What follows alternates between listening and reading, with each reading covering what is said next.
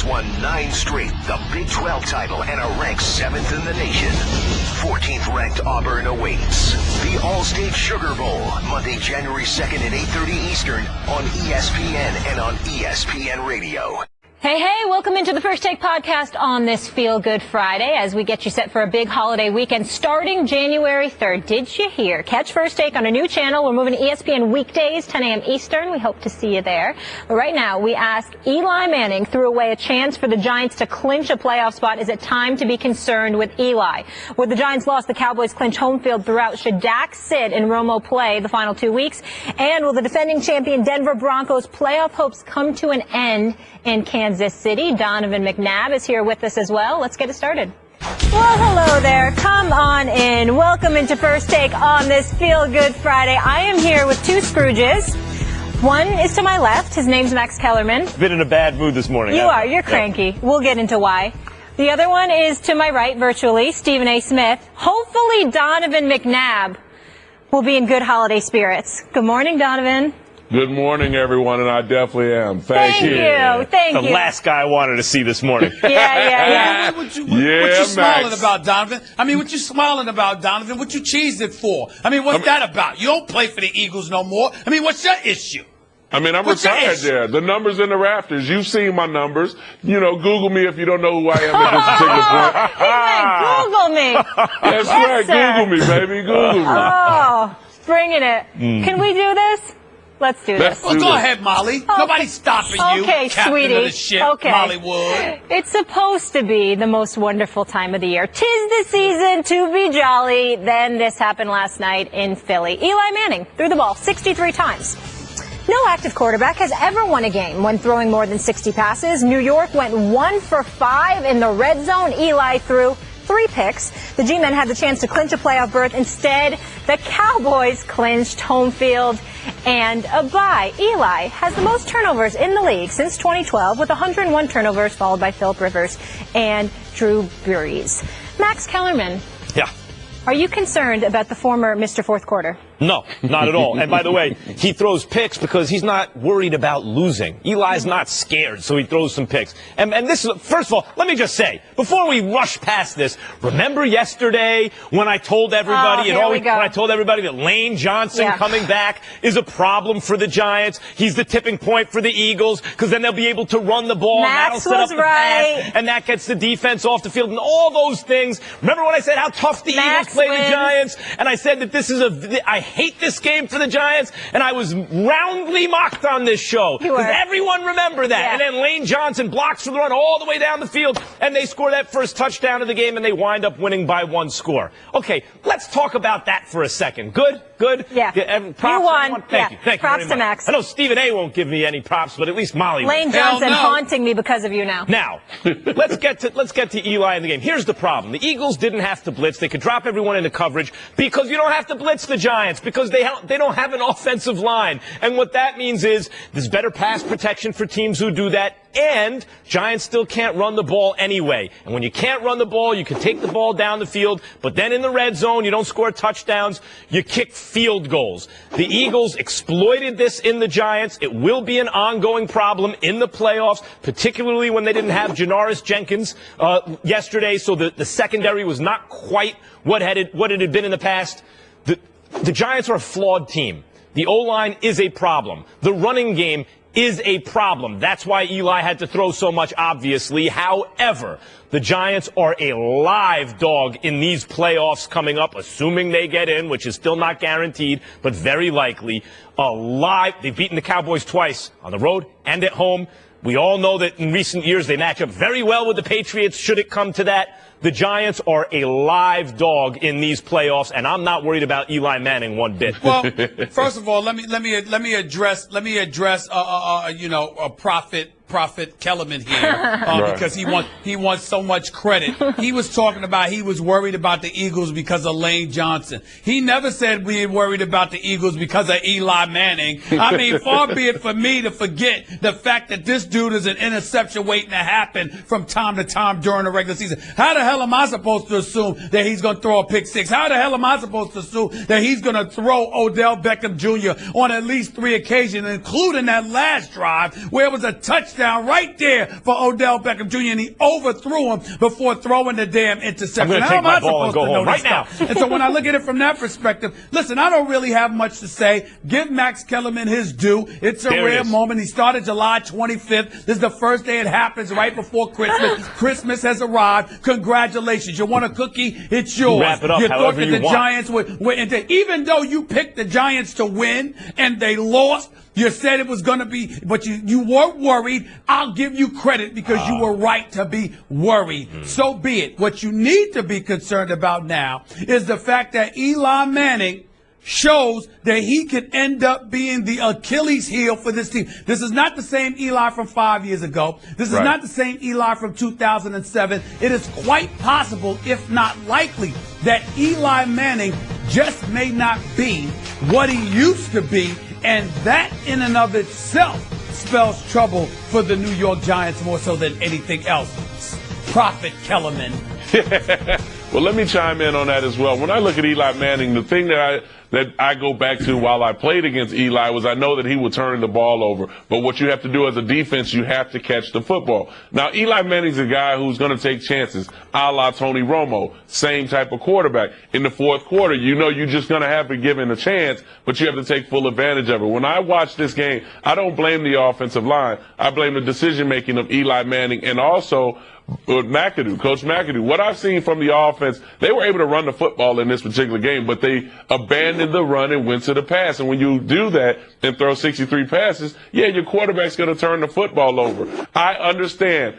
In third and fourth down in that last quarter, he was going to go to Odell Beckham. Not only did I know that, but also the Philadelphia Eagles knew that. So what did they do? They doubled and triple teamed him and forced him to go somewhere else. Go to Shepard, which I think Shepard is a guy that deserves a little bit more credit than they give him, and try to force the ball elsewhere. Then you go to Victor Cruz. Victor Cruz catches the ball and falls down. Now, as a receiver, it's about yards after catch. I need you to catch the ball and pick up many yards. Don't fall down. The offensive line did a fairly decent job. Now, Eli Manning is a guy, every year he throws double digits interceptions. You know that, Max, just like all the Giants fans know that. But what you're hoping for, just like everybody else that wears the blue and red underwear with the Giants written on the side, how did you know?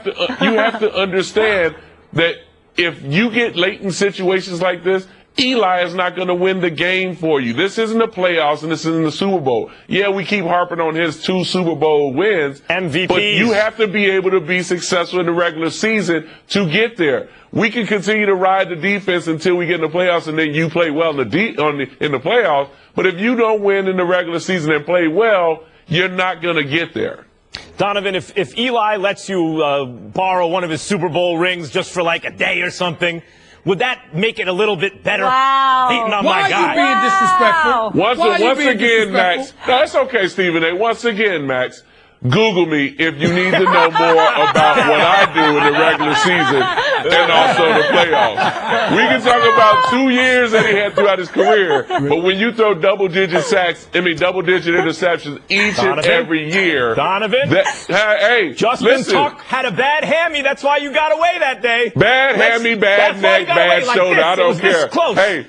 I was able to slither through not only Justin Tuck, but everybody else. Google me, Max. Listen, Eli throws interceptions, you're right.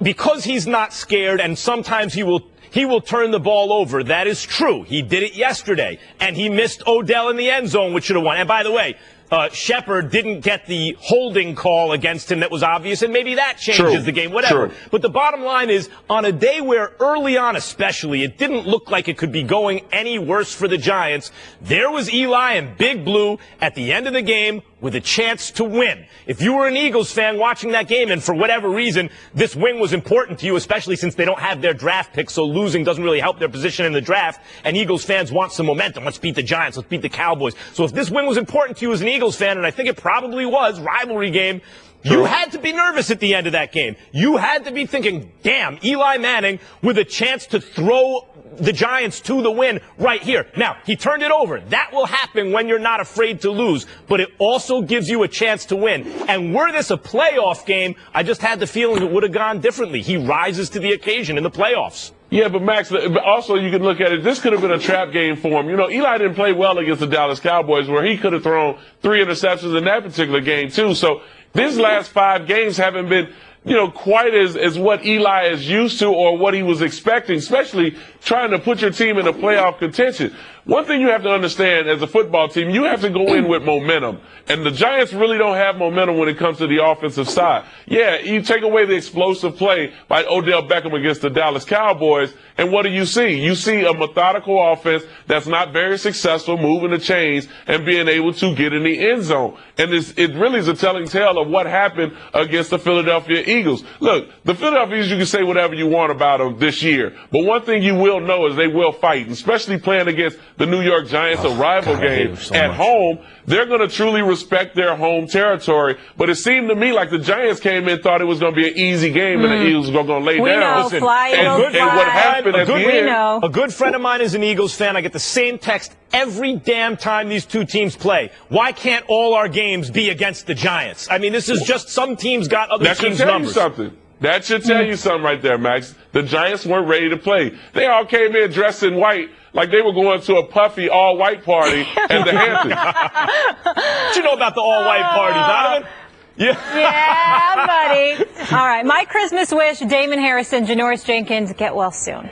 So with the Giants loss, the Cowboys clinched the division and the 1 seed in the playoffs. So with nothing really to play for in their next 2 games, should they rest their stars like Dak and Zeke? That is the question, one Stephen A. Smith.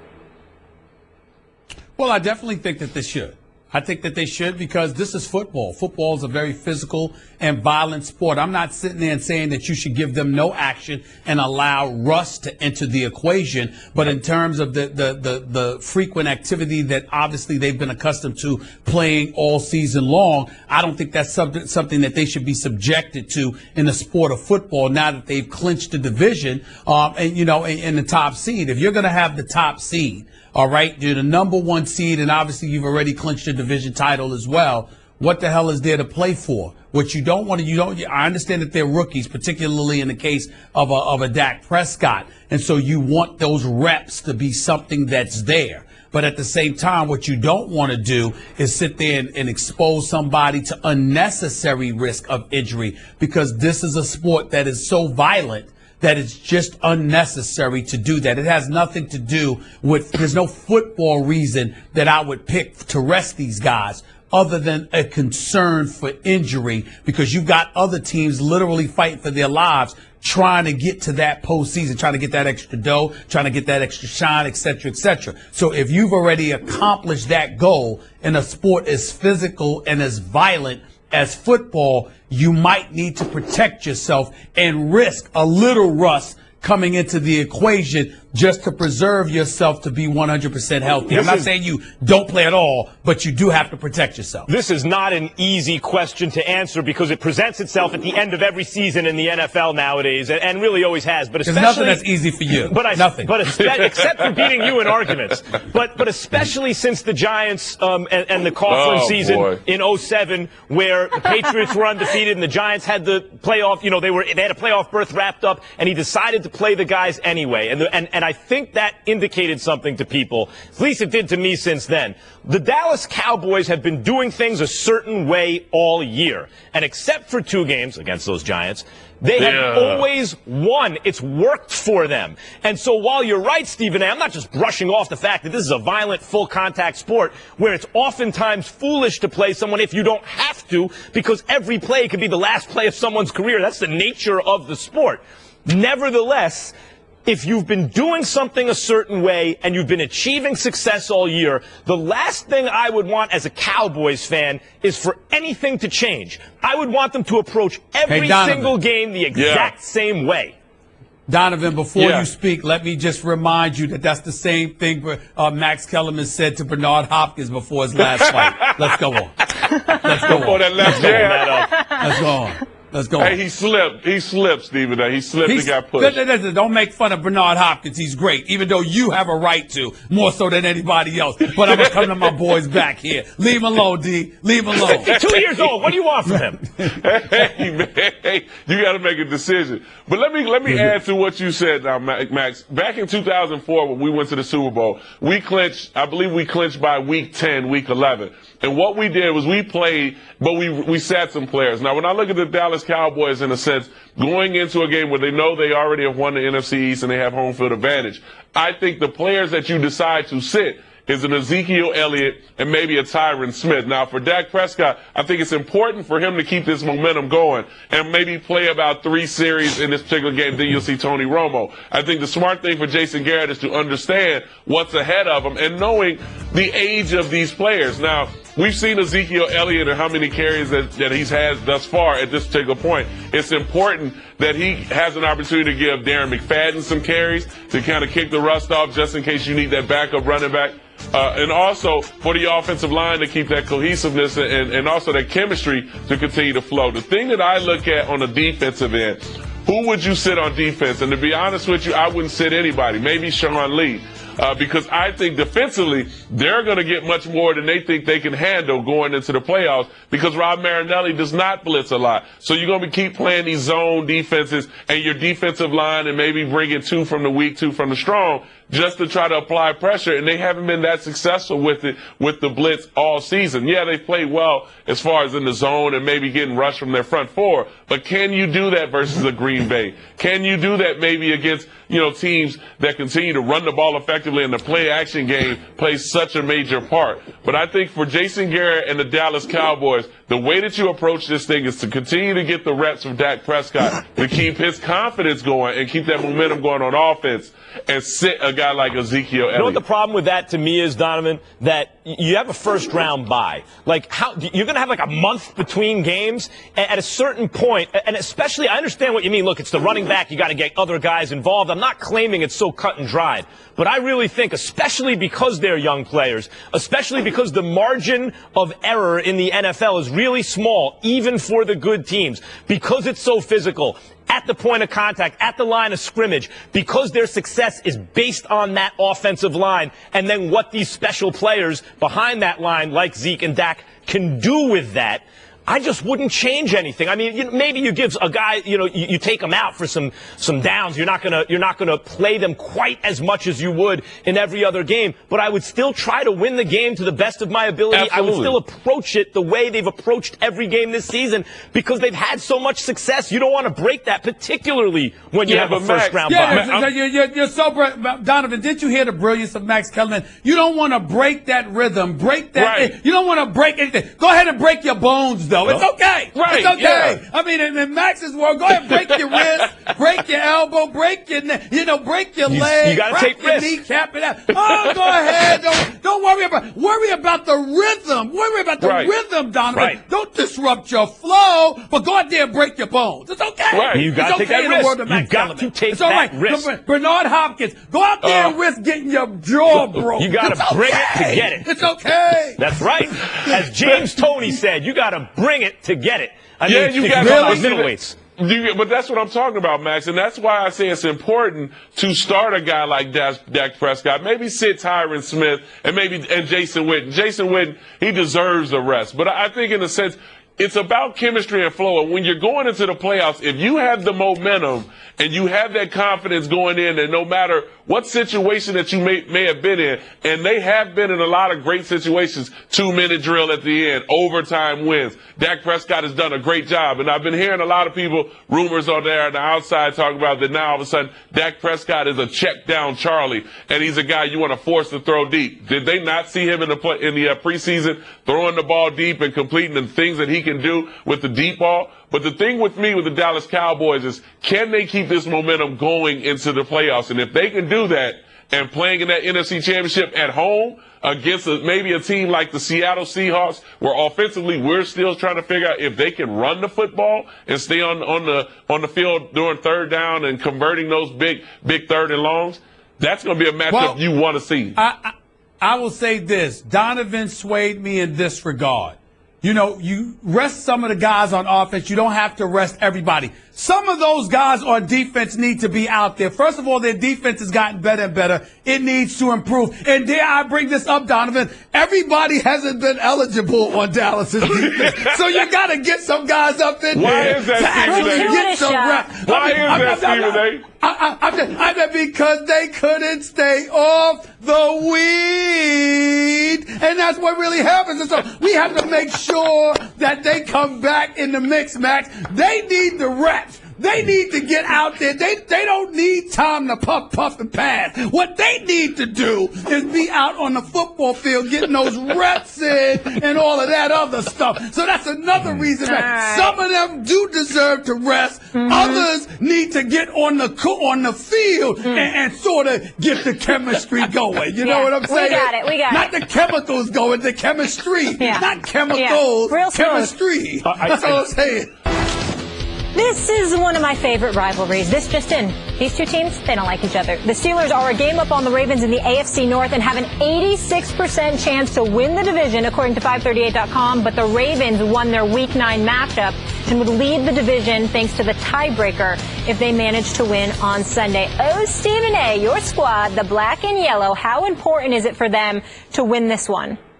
It's everything. It's everything, which is why I'm picking the Steelers to win this game, which is why I don't even have to talk about this game. I don't care about the football elements of it. I just know that when the final buzzer sounds, the Steelers had better win this damn game. Let's look at this. Let's count the ways. They've lost 6 of the past 7 games to the Baltimore Ravens, 4 in a row, including 2 at Heinz Field. They almost cost themselves a trip to the playoffs last year when Baltimore didn't even have anybody available, and they still went and beat the Steelers. Enough is enough. If you are the Steelers, a team that calls yourself Super Bowl championship contenders, you had damn well better go into your Heinz Field, your home turf, all right, in the Steel City, and act like you know what the Steel Curtain is all about. You better step up. You better handle your business. You better beat them down. I don't want to hear any excuses. No excuses. Jarvis Jones is #1 pick self. Now he riding the damn bench, for crying out loud. You got James Harrison playing right outside linebacker because you got a 39-year-old man that's got to be up in there because your behind can't get the job done. You relegated to taking special team snaps, for crying out loud.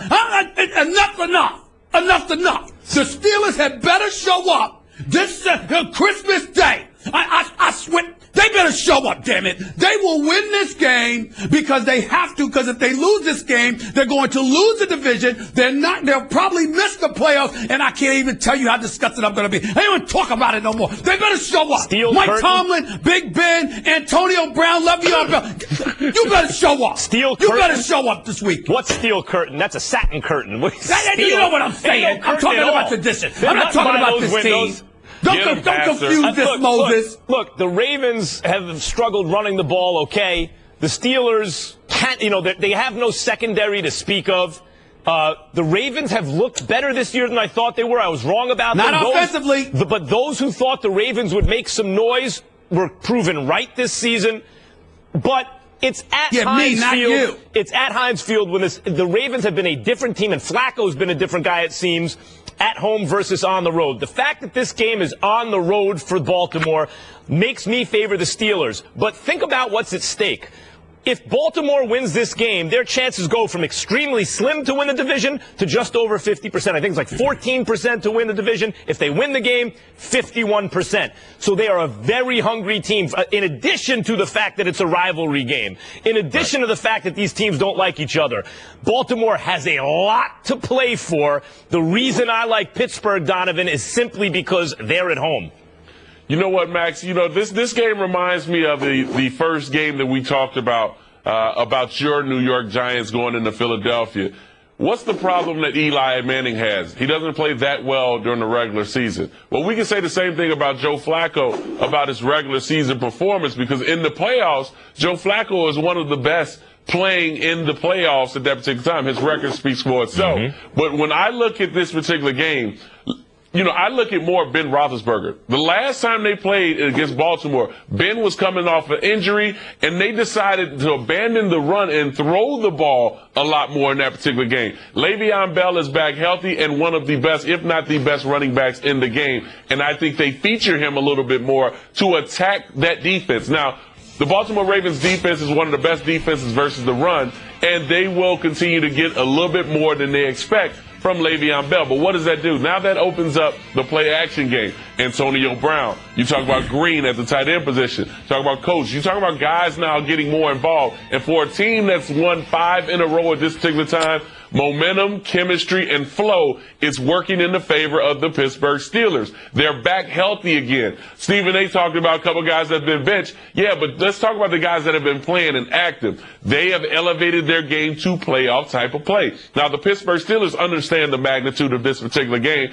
and I think they come out with that attitude. This is a game in which, for rival games, all week you've been waiting for this opportunity to button your chin strap up and play against the Baltimore Ravens. And they can say the same thing in Baltimore. But when I look at Pittsburgh, everything works in the favor of the Steelers. And the deciding factor of this particular game is the health of Ben Roethlisberger.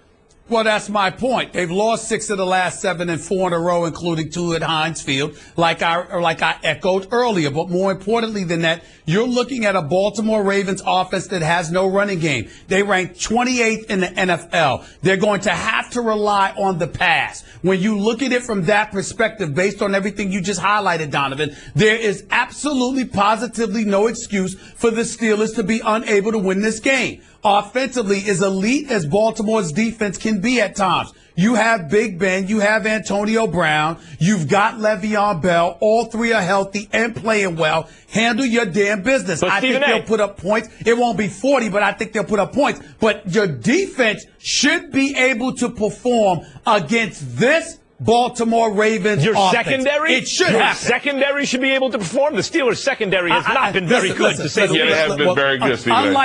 Unlike you, Max Kellerman, I don't feel the need to repeat myself 1,000 damn times. I've said enough that the Steelers' secondary. Actually, Stephen A., if I repeat myself 1,000 times, that's 2,000 for you. Whatever, Moses. Look, here's the deal, man. Yeah, by the way, Donovan, I call him Moses because of all the gray. All the gray wins. But the point that I'm trying to make to you is this. I don't want to hear it. At the end of the day, the bottom line is this secondary should look relatively decent against this offense. That's all I'm saying. Stephen A., let me add to that. Pick a better tie for you. Yeah, let me add to the more fuel to the fire. Remember, the matchup between Mitchell at safety and also Steve Smith.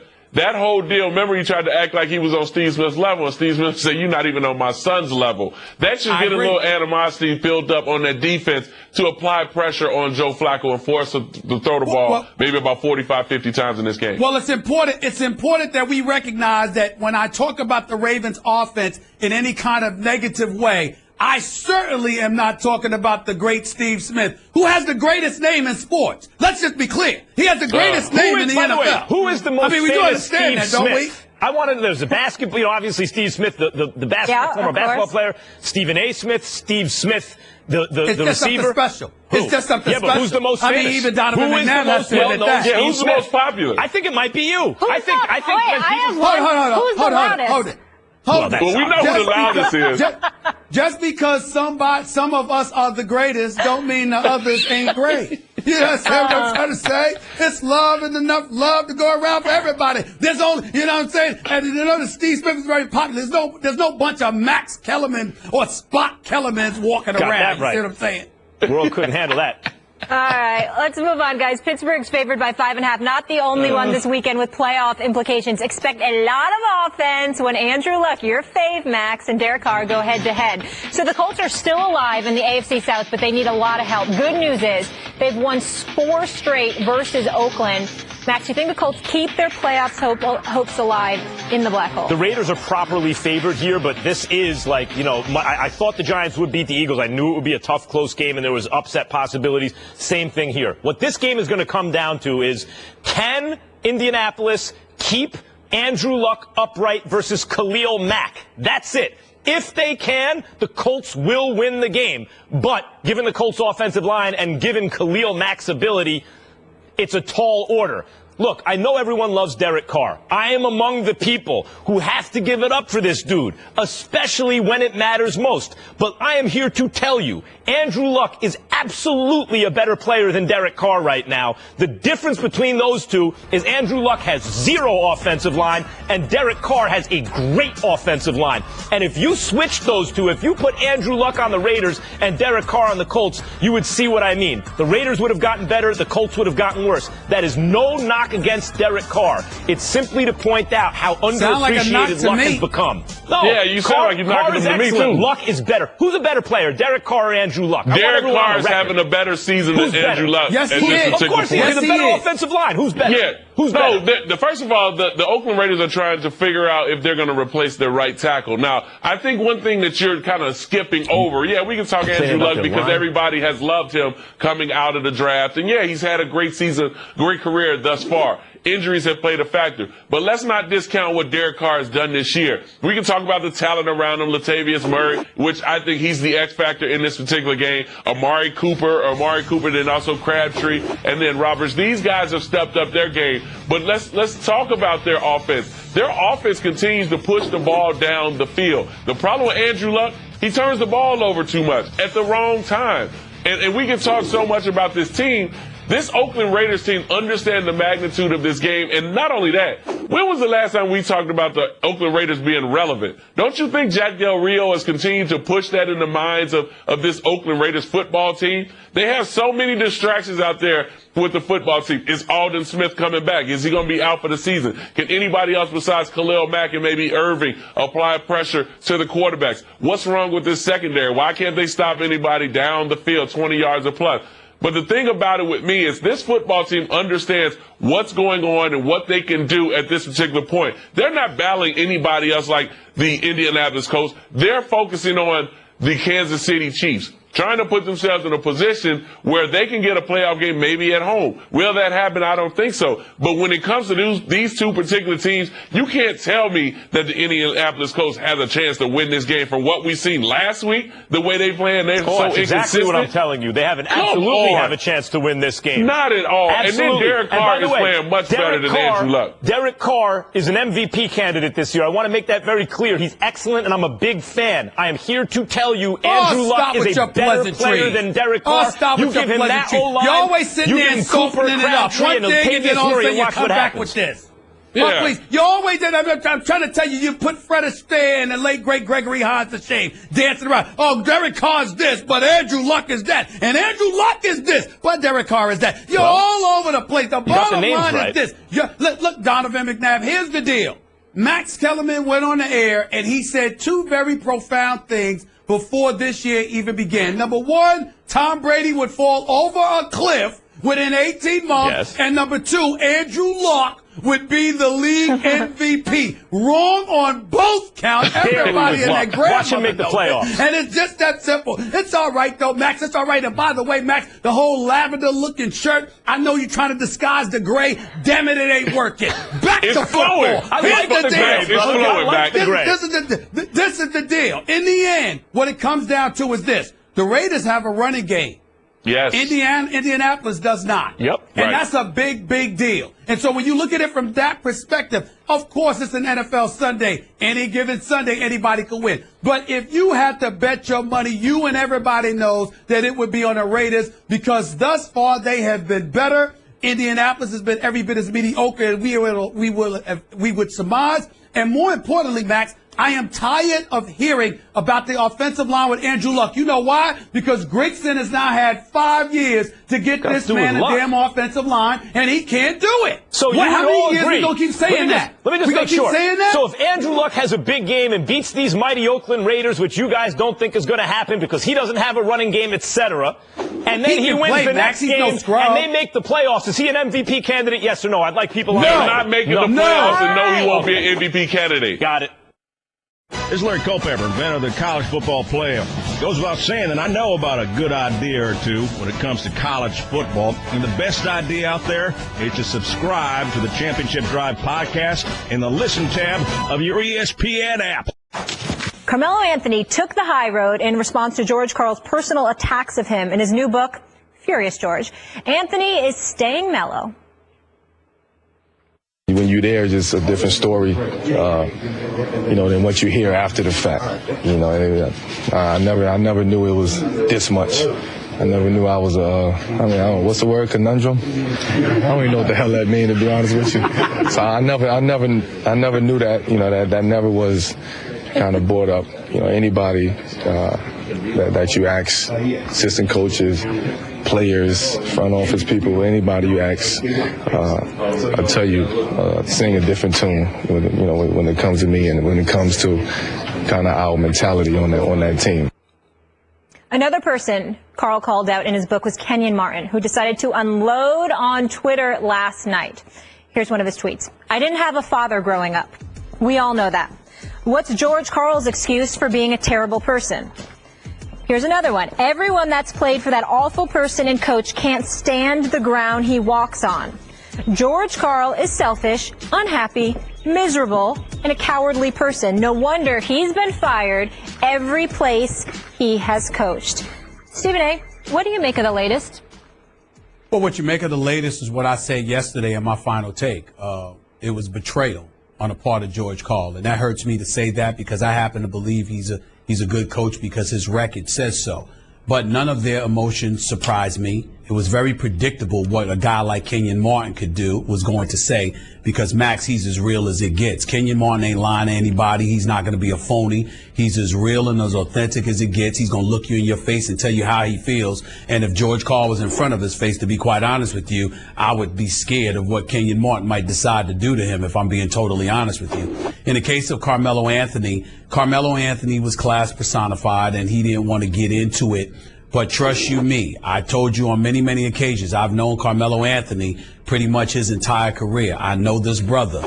We're pretty cool with one another. And I'm telling you right now, I don't care how cool he was yesterday, at some point in time, he's going to divulge a lot of things he feels about George Karl. He's just going to decide when that time is and who he's going to tell it to. But trust me, he will address it. He's probably waiting until the book officially comes out and George Karl goes on his tour. Now let's get specific in terms of what Carmelo Anthony could have said, but didn't, and probably will address sometime down the line. He may address the fact that George Karl, Denver wanted to fire this guy, and Carmelo Anthony played a very pivotal role in George Karl getting an extension in excess of $26 million, and still George Karl was unhappy because he wanted the Popovich deal that gave him the president and the GM title. He might tell you that George Karl never wanted Allen Iverson. He might tell you that George Karl looked Chauncey Billups in the face and told him to figure out something because I'm going to hand the ball to Ty Lawson, even though Chauncey Billups was the clear leader of the team. Everybody loved playing with him and for him and him being that leader. He might tell you that Karl was ticked off at Melo because Karl wanted him to go to New Jersey because George Karl wanted Derek Favors at the time. He didn't want him to go to New York because you have to take back equitable compensation, and George Karl didn't like anything that New York had to offer. Carmelo Anthony might decide to tell you all of those things and then some. But in the end, what he said was very, very profound, and it's something that we all need to hold on to. And what that is this. They have been betrayed. You've got Phil Jackson with Kobe years ago. To a much stronger degree, based on these excerpts, that is, we might look at George Karl, and what we see is betrayal.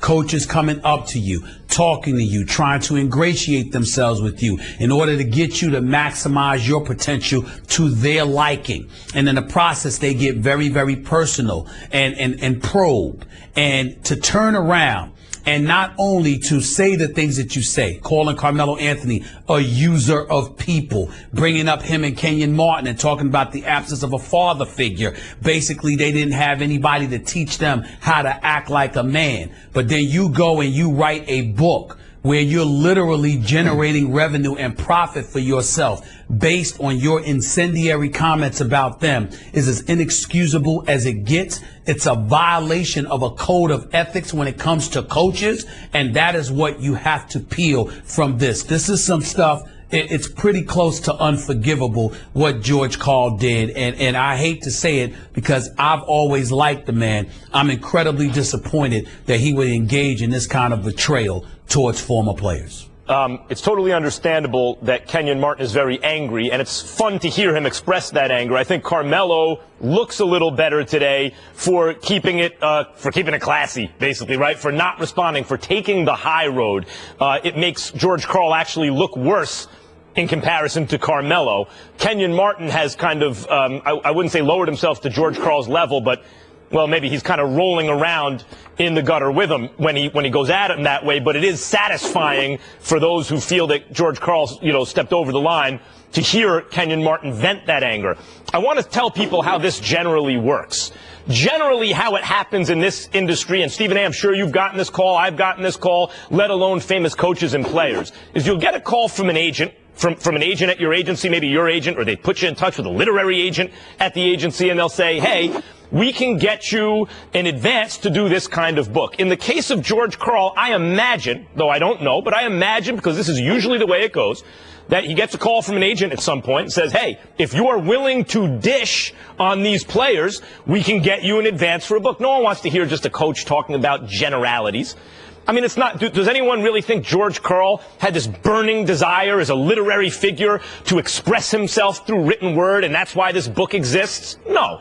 It's a for-profit venture based on an idea I imagine was not his, the genesis of it, but it could have been. But generally, that's not the way these things work. Where if they kissed, if he tells, then, he gets an advance and maybe they can do something with the book. Now, there is value in this kind of book for the fans, and it has always been this way. The fans get an inside look, a behind-the-scenes look, at least according to one of the participants, in how the world of sports works, in this case, the NBA. And there is value in that. However, in order to bring fans that value, someone's got to sell someone out. And in this, you can't have it both ways. So yes, there is value in what they do, but George Karl, in order to do it, sold players out, revealed moments that there was an implicit assumption of privacy, made them public, did it in a way that makes them look bad, and he has to live with that, and the reaction of the players who are like, time out, coach, you're making money by betraying us. That's all legitimate. Yeah. Well, listen, let's get back to Kenyon Martin and what you said about Kenyon Martin. Kenyon Martin may not look as good as Carmelo Anthony, but understand that it's impossible for him to do so.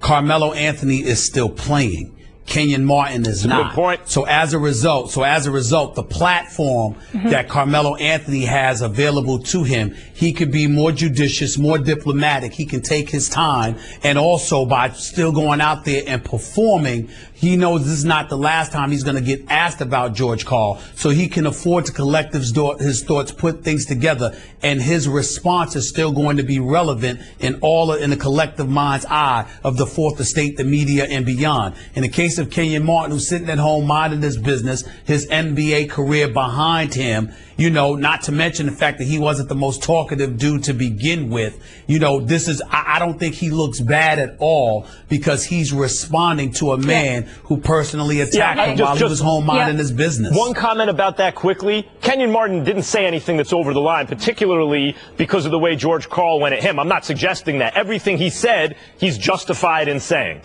We've got another edition of Final Take coming up. What does Santa A. Smith have in store for us? Well, y'all are going to have to find out, because I'm not telling. Really? I'm going to save it for the end of the show. I might be jolly. Okay. I might not. I might not. I haven't decided yet. We shall see. I think he's leaning towards bah humbug, don't you? Yeah, I'm guessing not. Yeah, that's what I think. Not. We'll lump of coal for someone. See if Jolly or Scrooge shows up. Stay tuned for that. Meanwhile, thanks to the Giants' loss last night, America's team is locked into the #1 seed in the NFC, and the road to the Super Bowl goes through Jerry's world. The Cowboys could elect to give their starters some rest, including quarterback Dak Prescott. Stephen A., do you think Tony Romo should get some reps? Yeah, I do. I must say, I think that it would be a good thing for the Cowboys. I think that Tony Romo needs some rest. We have to preserve Zach. We have to preserve Dak now. We have to make sure that Dak doesn't get hurt. We have to make sure he's 100% healthy for one of the players. I mean, after all, they're the number 1 seed, right? And then obviously, you know, the road to the Super Bowl has to go through Big D, right? And we need our star rookie quarterback, our Rookie of the Year candidate, our league MVP candidate. We need him healthy and ready to go for the postseason. So what I would suggest if I were the Cowboys is I think it's important to make sure that the backup is ready to go. Because just like Max said, if I remember correctly, Max, didn't you say this?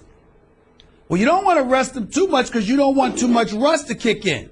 Well, oh my Lord, I really don't want this to happen, but what if something happens to Dak? And then Tony Romo, Mr. Back Surgery, broken collarbone, and everything else, who hasn't really seen much action in the last year and a half to 2 years. What if Tony Romo doesn't get any reps? What are you gonna do? So I just think that it's important that the Dallas Cowboys, you know, put Tony Romo up in there.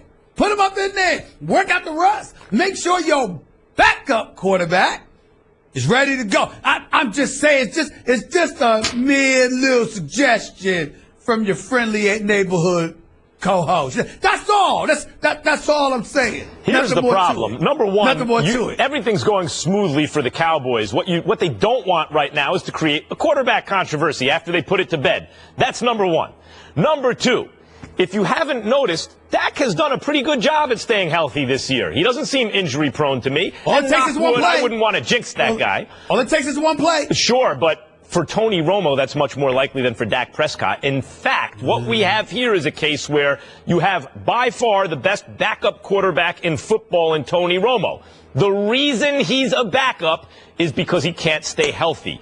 So the most important thing to do here is actually not keep your starter upright. He's been doing a pretty good job of that. But keeping your backup upright, who has a jacked up back, up and down, by the way, all up and down the back, it's all jacked connected. Up, the backup quarterback. And you need to keep him upright, not Dak Prescott. So actually, which it's the opposite of, you know, most of the time, like, let's rest the starter, let's make sure he doesn't get hurt. No, in this case, you gotta rest the backup. Make sure he's not hurt, because should something happen to Dak Prescott, what you actually need is a healthy Tony Romo. Max Kellerman, you make very valid points. Very eloquent in your soliloquy there. Yes, little rhyming, very too, touching. Very, very touching. But here's the deal, Max.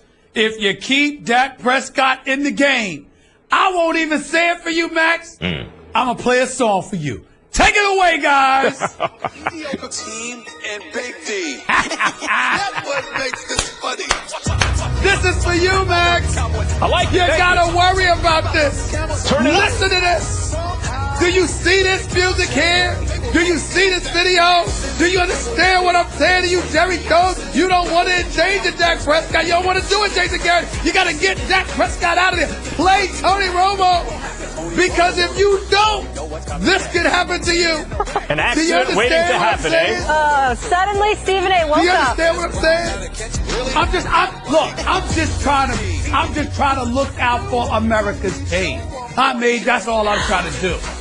That's all I'm trying to do. That's all I'm trying to do. Why do you guys have to do that to Jerry's mouth? Oh, my goodness. Let's keep going, guys. We got another big play game. Romo. Play Romo. I want to get into. Why not? You might as well play Romo, Dallas. Give the Giants a better shot. Can we move on, Stephen A., or do you need to hear a little more? You're good? No. Okay. I think we should go to commercial. Playing that video for our fans. That's what I think. It's appropriate. It's a good song. First, one more topic, and then maybe we'll bring it back for you if you're nice. Right now, you're on the naughty list. Maybe. I'll think about it, because I run this ship. Yes, It'll be an AFC West battle in Arrowhead. The Chiefs, if only. The Chiefs can clinch a playoff spot with a win or a Ravens loss. Kansas City has not made the playoffs in consecutive seasons since making it 6 straight seasons from 90 to 95. If the Broncos miss the playoffs, they will be the first defending Super Bowl champions to not make the playoffs since the 2013 Ravens. So the Chiefs have won the last 2 meetings Will the third time be a charm? Max, will KC end the defending Super Bowl champs season? Yeah, I think it's likely. Really? At Arrowhead, that's a tough place to play. Black hole. You see the Chiefs, I mean, even after losing, they're 20-4 in their last 24 games. It's the best mark in the NFL, period. They're really tough to beat at home, as I mentioned. They're really tough to beat in the division, undefeated in the division. The Broncos not very good in the division this year.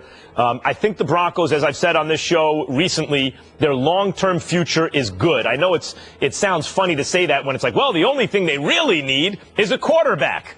Isn't that the main thing? Yes, but the defense is in place, and John Elway has shown in the recent past his ability to get a team to the Super Bowl on the offense without a defense, get them back there and win with a defense without an offense. He's a very capable general manager. Not perfect, but very capable. But in terms of this matchup this week and its implications on the season, considering where it's played and the way both teams have looked this year, I like the Chiefs, and I think that's all she wrote for the Broncos.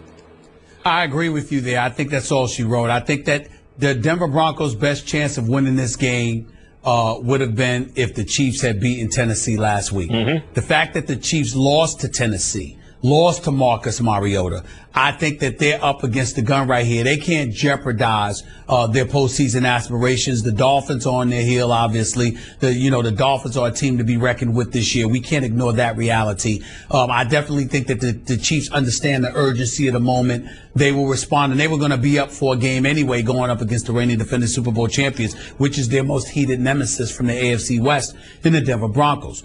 But when you couple that with the level of urgency, when you look at some of the acrimony that's existing within the Denver Broncos locker room, when you think about the fact that their running game is stale, that their defense against the run isn't that much better, you take into account Spencer Ware and what he's capable of doing. Jeremy Maclin is back in the lineup. You've got a 3 tight end set that really gives and is capable of giving Denver's defense the problem, because their secondary is strong against wide receivers outside the numbers, but in between the numbers, it's a little bit more difficult for them to defend. I think you notice all of those things. You put it together, coupled with the game being at Arrowhead Stadium and combining that with the urgency of the moment. I just think this is one of those situations where the Denver Broncos, I just don't see it. Anybody could win, of course, but I'm rolling with the Chiefs. I just don't see how the Broncos could win this game. The Chiefs could beat themselves, but I don't think the Broncos are going to beat them. With an offensive line that hasn't done the best job this year, and with inexperienced quarterbacks really on this team, the way the Chiefs can pressure the quarterback, maybe the best in the world at that, that's bad news for the Broncos offense. And then the question is, what can the Broncos defense do? I mean, that's the shot in this game. Can you come away +2 in a turnover differential and make that the difference in the game, even as you're getting outplayed in other areas? Because I expect the Chiefs, at the very least, to outplay the Broncos. And so the Broncos are going to have to get a little lucky, I think, to win the game. Tiger Woods is hitting the links with the Donald. He will play with the president-elect at Trump International Golf Club today, according to a pool report. Stephen A., your thoughts? Well, I don't like it. And it has nothing to do with him actually playing golf. The fact that it's something that's been leaked and publicized just elevates the level of cynicism that should be accorded to the situation. Obviously, Trump got elected, and there is no doubt that at least a segment of his constituency have expressed sentiments that, vast communities in this country aren't too comfortable with. I'll just leave it at that for now. And so when you look at it from that perspective, it is one thing to talk to people. It is another thing to make sure that they are seen, that people see them talking to you, that you're going about the business of ingratiating yourself with folks. I remember, listen, somebody like Jim Brown, for example, who I love dearly and revere because of his accomplishments on the football field and with the America I Can Foundation and the things that he's done in our inner city communities, they're to be commended. But when you just finish witnessing the kind of election we've witnessed, you don't want to hear a Jim Brown saying, I'm in love with Donald Trump.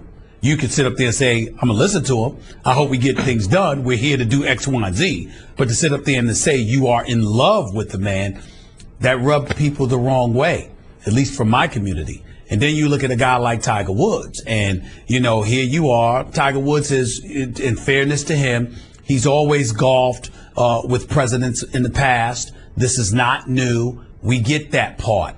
But for it to be something that's advertised, it just seems to be a bit orchestrated, to say the least. And Tiger Woods is, in my estimation, he should be careful about that. If you want to play golf with the man, play golf with the man. And the people out there taking pictures when it happens, so be it. But to announce it beforehand that you're going to play against a number 500 and something ranked golfer in the world, even though he's Tiger Woods, or whatever the case may be, whatever the hell his ranking is at this particular moment in time, it just comes across as incredibly disingenuous. I'll just leave it at that. I would say that the issue I have with this is the continuing normalizing of Donald Trump, and at first his rhetoric during the election, which he won with almost 3 million fewer votes than Hillary Clinton, but which he won in the Electoral College, and said a lot of things that would get a lot of people fired from their job. And that was somewhat normalized by the voters. And those are people who have to deal with the consequences of their own behavior, and obviously still felt comfortable casting their votes in that way. But when people like Tiger Woods, who has a certain social standing, although obviously not what it once was, make this public, it not only normalizes that rhetoric, because I even said after the election, as many did, look, this has now happened, and maybe that rhetoric was toward a certain segment of the population that wanted to hear it for whatever reason, and now let's see what he does. We have to start with a clean slate and hope for the best. But since then, there has been stuff that has been outside of the norms of American political life that has been happening. It's not just the rhetoric anymore, it's the behavior. So the question is, if you're Tiger Woods or anyone, do you want to lend your celebrity to the normalizing of certain behavior, which is outside the norms of our politics? For example, texting intimidation toward news media outlets, not divesting from international business, the choice to not receive daily briefings. These are all unprecedented in modern American politics. Escalating nuclear tensions globally with tweets, escalating tension with China, inclusion of his own children in official business, refusal to meet the press, dismissal of the fact that the election was influenced by Russia and Putin. Like, all these things I just said may not disqualify Donald Trump based on future behavior from being a good president, but they are certainly, at the very least, you can say it's very unusual. Well, it is not normal for a president-elect in my lifetime to do anything like any of those things. And so when Tiger Woods says, hey, I'm going to play golf with him, he's normalizing it. That's his decision. Well, but this is not, hold on, this is not a situation where you simply disagree with politics one way or another. This is outside of the norms of the scope of the experience of this country with a president-elect. But Max, I'm sorry, man. I got to jump off the reservation on that one, and here's why. You just said stuff that 99% of our population probably don't understand or know what the hell you're talking about. Because they're not following. Let me finish. Because they're not following it the way you're following it. I get your point in terms of everything that you're saying. I'm not saying that you're wrong, but what I'm saying is it's a bit extreme because you're assuming that Tiger Woods or somebody in that position is thinking about all of that. That's just not true. Like, you know, you're, and I'm not messing with you here. I'm being very, very serious. I'm glad you brought this up. I'll respond. Let me finish. And complimentary in the same breath, because I listen, you are a brilliant brother, man, and you are a deep thinker. And you take it to that level, but you have to appreciate the fact that if everybody was you wouldn't be special. You're special because you think on an elevated level in that regard. I can't hold Tiger Woods accountable for all of that stuff because I'm pretty certain that he ain't thinking about that. That's why I stuck to the point that I was making. What I'm saying is that whether you want to recognize yourself as black or cannibal Asian or whatever the hell you called yourself years ago, if you're Tiger Woods, one thing that is clear about all of this that's relatively simplistic is that Trump, who, listen, I don't believe the Trump that I knew, that I spoke to before he ran for the presidency, I didn't see anything remotely racist. I'm going to be very, very I agree clear with that, about by the way. I agree with that. I know you do. Yeah. I know you do. But what I'm saying is that I believe argument could be made that he was catering towards a constituency. Nevertheless, some like you and others would deem that relatively irresponsible. And my point is, that's clear. That's easy to surmise, to look at it and say, Tiger, do you really want this dude, advertising you essentially as a prop so he could go out there and say, look at me with my black friend here? Is that what you want to do? Or do you want to guard against that? There's nothing wrong with meeting with them, playing golf with them, talking about your foundation, with all the charitable things that Tiger Woods has done. But to advertise it ahead of time is a bit shaky. I want to respond. To go to what you point, it's more complicated going where you're going. I want to respond. I appreciate what you said about some people paying closer attention to the details than others may have a different view of what's okay and what's not okay. In this respect, maybe Tiger Woods is not as informed as maybe I am or others are. Right. Okay, I understand that point. And here is my point. And whether or not the mainstream media has been responsible in covering this responsibly and making sure people understand that there isn't an equivalency really between the candidates beforehand and that Trump is not like everybody else, and at least in my lifetime, he is something different. I don't know if that's been made clear enough by the mainstream media, but even if it's not, this is my point, Stephen A. It is every person's responsibility at this point, every adult in this country, to, ignorance is not an excuse right now. That's my point. Whatever in the past you may have agreed or disagreed with H.W. Bush or W. Bush or Ronald Reagan or Bill Clinton or Barack Obama or any other president in your lifetime, you may have agreed or disagreed, even Richard Nixon or some, who was forced to resign.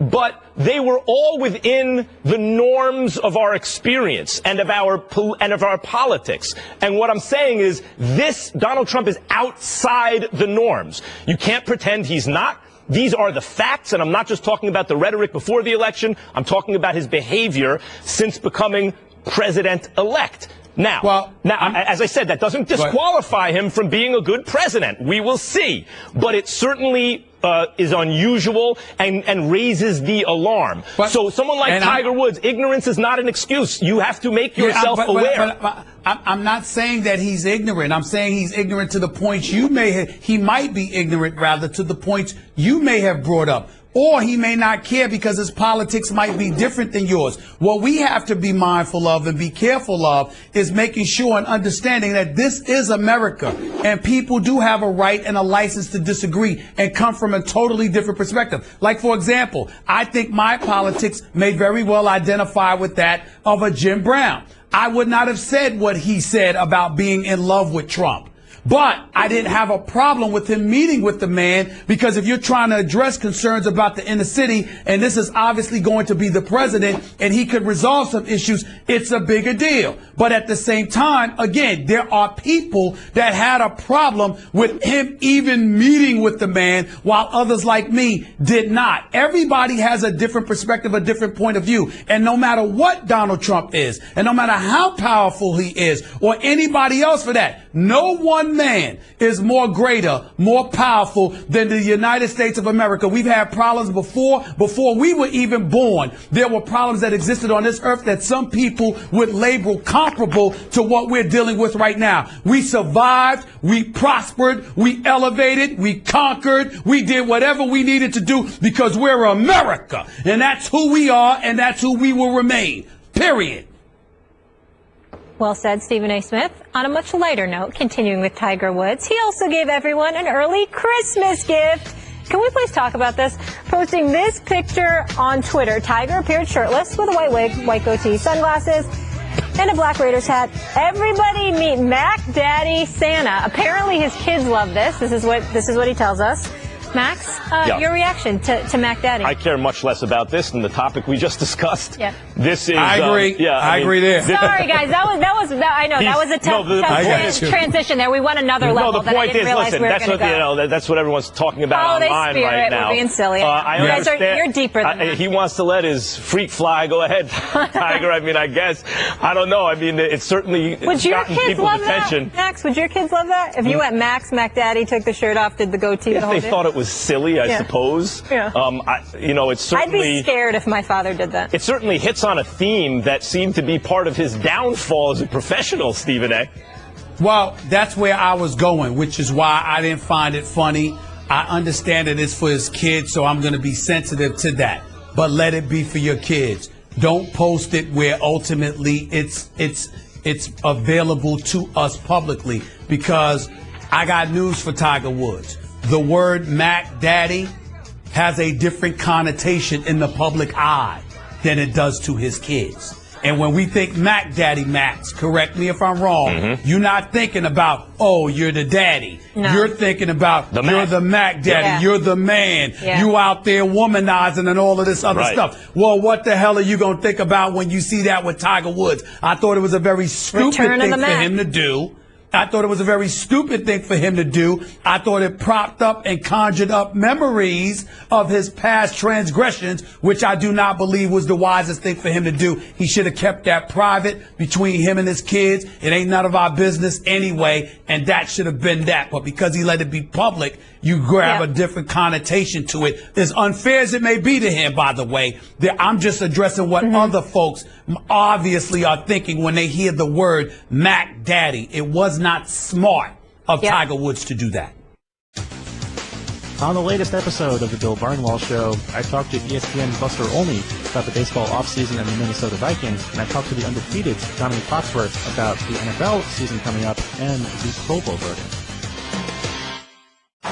I want to take a look at some of the big games in the NFL this weekend coming in the NFC. Let's start with Aaron Rodgers and the Packers, who have been rolling over everybody since Rodgers made his run-the-table prediction. But the Vikings will look to complete the season sweep after beating Green Bay in Week 2. Maxwell Zimmer and company shut down A-Rod again. No, and, this is how he makes a living. I mean, that's what he's doing with the job, is because he gives Aaron Rodgers problems. But the Vikings are not very good right now, and Aaron Rodgers is. The Packers are going to win this game, Stephen A., and they're at home.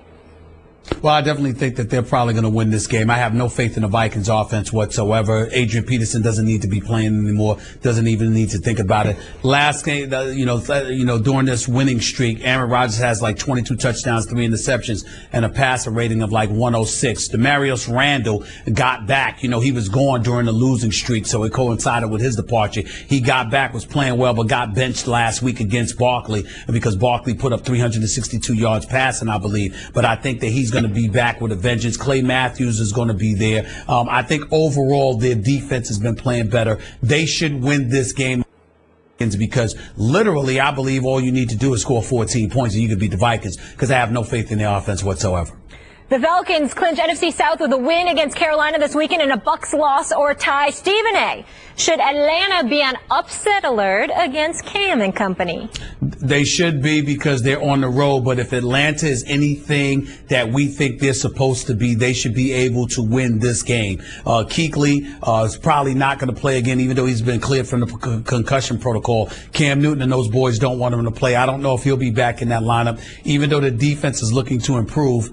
Atlanta has enough of a high-powered offense, and Carolina's offense struggles sporadically. I think the combination of the two can make for an interesting game, but this is a game Atlanta should win if we are to consider them the legitimate threat in the NFC that some Falcons fans want everybody to believe they are. They should win this game. Yeah, Carolina's had a terrible season, and just when it looked like, okay, they're done, they show signs of life, and that's the NFL. The season, the team that starts the season is not the same always as the team that finishes it. What if Carolina's coming on right now and finding their groove, even though it's too late to cause problems? But the thing about the Falcons this year is all year at least I'm waiting for them to collapse. Here it comes. And while their play was shaky at times, the collapse never came. The Falcons' offense obviously is for real. And yes, Cam and company have chances in this game, but I like Atlanta to actually win. Stephen A., I got a tough question for you. At least I think it's a tough question. Who would you rather have long-term, Matt Ryan or Cam Newton? Cam Newton, his athleticism, his abilities physically, I think outweigh what we see from Matt Ryan. I think Matt Ryan is clearly a better pure passer, My problem is there are down moments during a season that Matt Ryan has, and there seems to be an inability to uplift and galvanize the dudes around him. I see Cam Newton having that ability, and that's why I would go with him. Yeah, I would say Cam Newton, and it's an interesting question because Matt Ryan is an excellent player, but Cam Newton's already won an MVP. Mm-hmm. Matt Ryan hasn't. Cam Newton has already taken a team to the Super Bowl. Matt Ryan hasn't. Cam Newton is younger by several years. He's bigger and stronger. So Cam Newton is the answer. All right, let's keep going. The Seahawks can clinch a first-round bye in the NFC playoffs with a win and some help. But Seattle faces division rival Arizona looking to play spoiler. Max, should the Seahawks and your guy Russell Wilson be on upset alert? They should. The Seahawks have. Now, listen, I'm doing this a lot nowadays. I realize that. I like the Seahawks to win the game.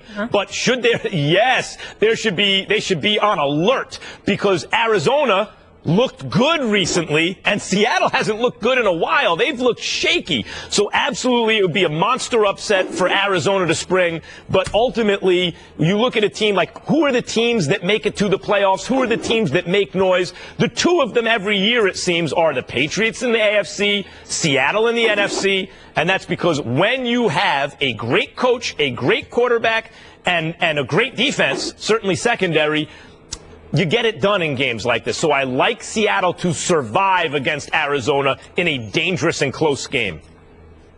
Here's my mindset. I don't believe in Arizona anymore for this season.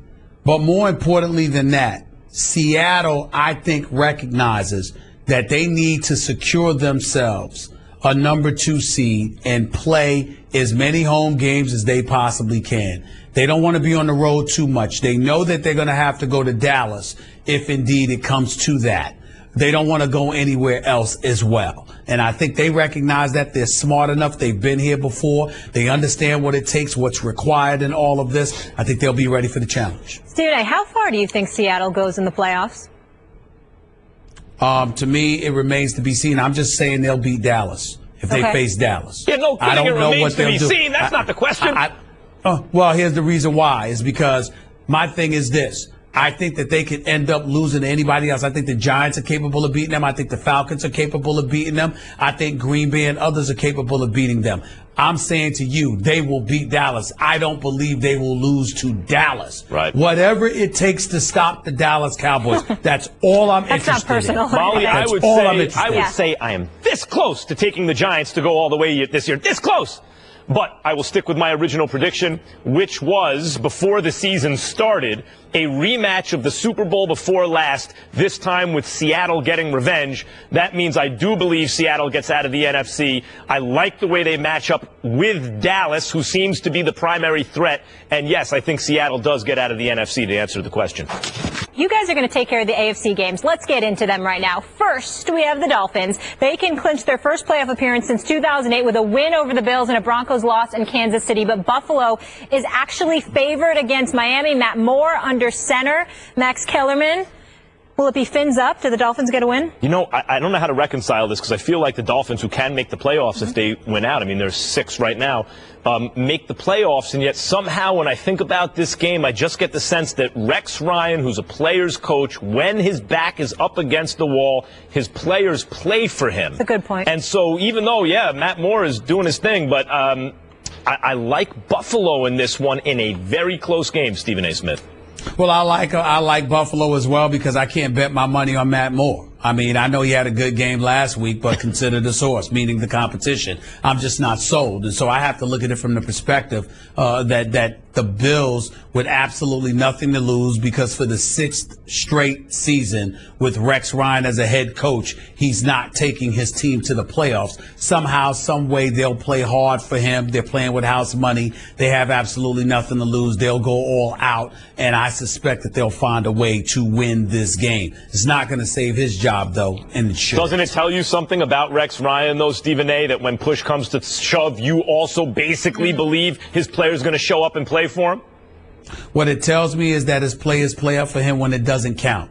And Rex Ryan comes across as somebody who's concerned about things when they do count, but his resume doesn't exemplify that. He doesn't get it done when he's required to do so. But for the purposes of this one, I can totally see Rex Ryan playing spoiler. Another coach that you've talked about could be on the hot seat, Stephen A., is Marvin Lewis. The Bengals are out of the playoff race this season, but can play spoiler against the Texans on Christmas Eve. Tom Savage gets the nod for H-Town. Who you got, Stephen A.? I'm picking the Texans. I think that, there's more urgency attached to them. They need to win this game. They're still vying for a playoff spot. They're on their home turf. There's a level of urgency. And Savage, as Merrill Hodge told us, looked a lot better on film, read through his progressions, was making the right decisions, wasn't turnover prone. And more importantly, he seems to want to be in the starting lineup. Brock Osweiler, I'm not saying that he is this way, but he looked like an individual who was completely okay and satisfied with getting benched, has absolutely no problem with it at all because he's getting paid and he doesn't have the pressure of having to go out there and perform. He seems very, very comfortable with that. That's not the case with Savage. And in the case of the Cincinnati Bengals, half the time they don't look like they care anyway. And so for me, I believe that if there is justice in this world, the beginning of the end of Marvin Lewis's era will be cemented with this weekend's performance, but who knows? Yeah, the Bengals lost their Super Bowl last week. I don't think they're going to have anything left. But I want to talk about Savage for a second. It's easy always to map your kind of hopes onto the backup quarterback. Let's see what he does. And then when he comes out and looks good and has a really good game and is that much better than the starter, we're all hoping, by the way, we talked about Matt Moore, we're all hoping that maybe that's a diamond in the rough and maybe we're seeing the start of something interesting at least. And I'm not ready to dismiss the idea that could be Savage. I mean, he looked really good, and I realize it's a small sample size, and they'll accumulate tape on him and start to game plan for him and everything like that, but maybe that hasn't happened yet, and I expect Houston to win this game. Max, I know we're in the holiday spirit right now. Yeah. I don't know if you've heard, the Browns, they haven't won a game. The Chargers are coming to town. Do you think they can win this weekend? No, they're terrible. Listen, I think the Browns' future is going to be good. I like the fact that Dee Podesta's there. Hugh Jackson, I like some of the stuff that's going on there, but it takes time, and there ain't enough time yet this season. That is the worst team. Well, the Browns and the Niners, those are the two worst teams in football. I'm sad for Hugh Jackson. I think he deserves better. I think for the vast majority of this season, they've played hard for him. They've tried their best. They're just bereft of talent. They don't have much talent, and that's what this really comes down to. And then when I look at a guy like Terrell Pryor, I'm like, how the hell are you making news about talking smack to people where everybody's feeling the need to come back at you? How do you gumption up the nerve to talk smack when you are on an 0 for team, meaning 0 for 11, 12, 13, 14, and counting? I'll tell you how, because Terrell Pryor is trying to make a name for himself by letting the world know he's not associated with this. He might be wearing the same uniform, but he has nothing to do with this losing. But he does, and he will again. I can't see them beating the Chargers. I feel for Browns fans too, but at least they have the Caps. Stephen A., real quick, Jets at Pats. New England favored by 16.5 points. Is this just going to be a blowout? I think 16 is too kind. I think that the Jets are awful, and I think they should be ashamed of themselves and how they've laid down on their coach. I don't think Bowles deserves to be fired, not with the winning season he had last year, but he's clearly going to be on the hot seat next season because this team flat out quit a couple of times already this year. Yeah, the Jets are about to get shellacked. I mean, and it doesn't matter how many people Belichick sits and rests. It just doesn't matter. The Patriots are going to beat them by a lot. I mean, I think 10 points, 14 points. You talk about 16 points, but I can't see it under 2 scores. You know what time it is. We're getting you in the holiday spirit with a Christmas-themed final take. Santa A. Smith, get us set. Oh, how cute you look. Get us set for the weekend. Yes. Hello. Listen, Christmas Day is this weekend, this Sunday, and obviously we're all looking forward to it, opening our presents, giving gifts, being merry, and what have you. And obviously the NBA wants us to join their party because they're giving us the Celtics and the New York Knicks at noon. They're giving us the Bulls and the Spurs. They're giving us the Lakers and the Clippers late at night. They've squeezed in the young phenoms in Minnesota against Russell Westbrook. I mean, are you touched? Are you touched, ladies and gentlemen? I think it's a beautiful thing. So they say. So everybody wants us to believe. But what happens, what the reality of the situation is that no matter how much you love basketball, you have to reel things in and recognize that the one game on this docket that really, really matters to everybody are the Cleveland Cavaliers hosting the Golden State Warriors.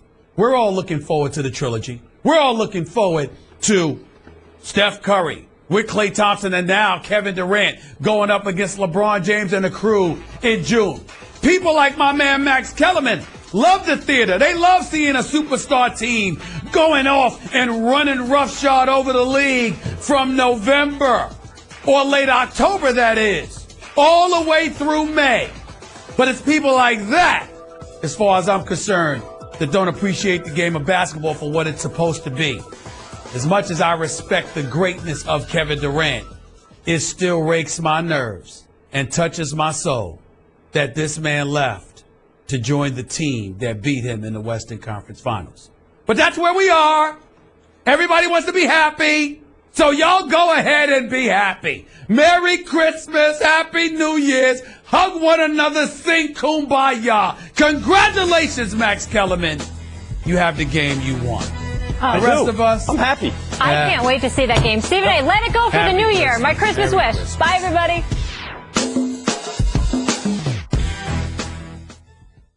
Thanks so much for listening to the podcast. Catch First Take weekdays at 10 a.m. Eastern, 7 a.m. Pacific on ESPN2. Happy Hanukkah. Merry Christmas. We'll see you all on Monday. Penn State has won 9 straight, the Big Ten title, and are ranked 5th in the nation. USC awaits winners of 8 in a row. The Rose Bowl game presented by Northwestern Mutual, January 2nd at 5 Eastern on ESPN Radio.